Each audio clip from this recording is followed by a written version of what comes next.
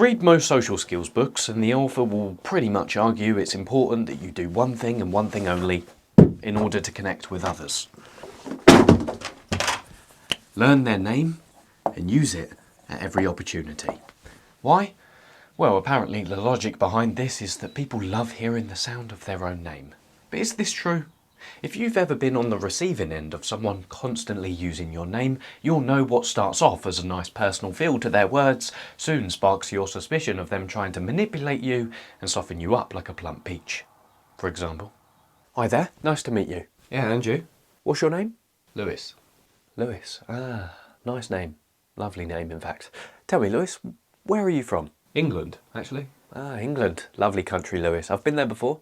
Lewis, tell me, what is it you do? I can't quite figure it out from first impressions." Funnily enough, I'm a YouTuber. That's what I do. Interesting, Lewis. YouTuber, eh? I've never met a YouTuber before, Lewis, so tell me. Lewis, what is it you love about what you do? Making videos, helping people out, all that stuff. I love it. Ah, interesting, Lewis. I'll tell you what. Tell you what, mate. Hold on. I've got to go grab something quick. Give me a second. Oh, yeah. No worries.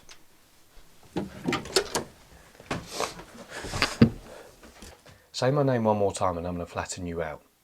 So an alternative, and the quickest way to build connection with someone, isn't to overuse other people's names so as to avoid coming across as over-friendly or manipulative, but to use your name when speaking to others. Why? Well, using your name does two things.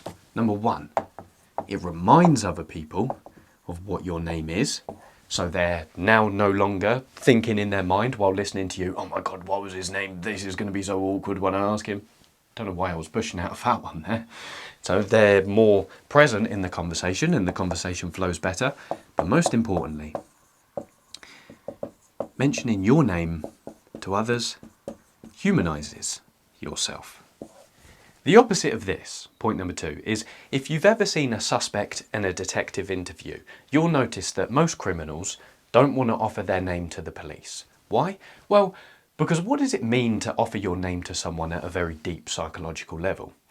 It means you are opening yourself up to be influenced by the other person.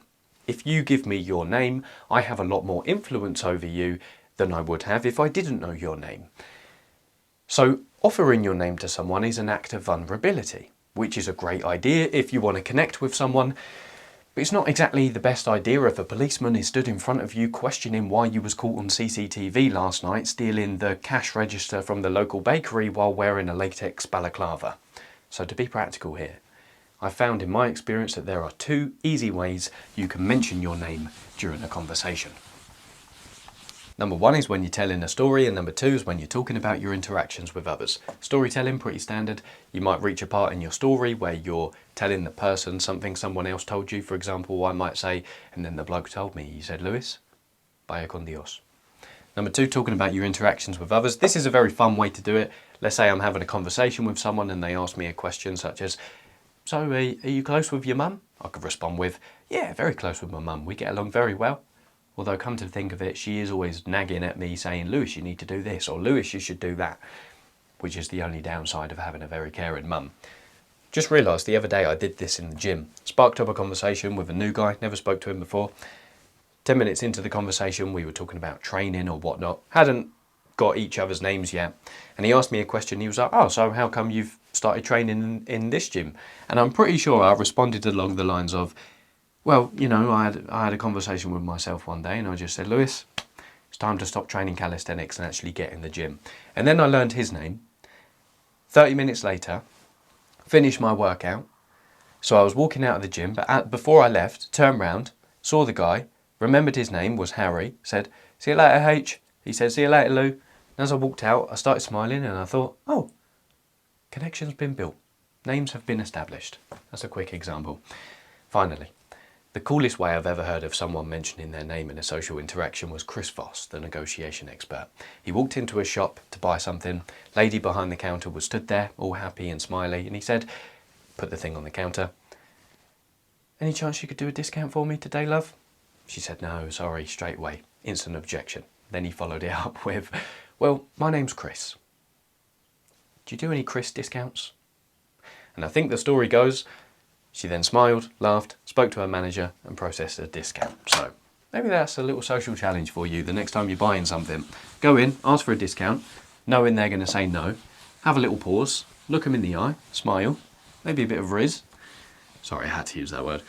And then say, well, have you got any My Name discounts? See what they do. In summary, number 1, don't overuse other people's names. Still learn their names and use it, just not all the time. How often? I don't know. Maybe once every 5 sentences. Do what feels right. And finally, number 2, use your name to humanise yourself when telling a story or talking about your interactions with others. Thank you very much for your time and attention. Stay disciplined, playful and dangerous. Adios, muchachos y muchachas.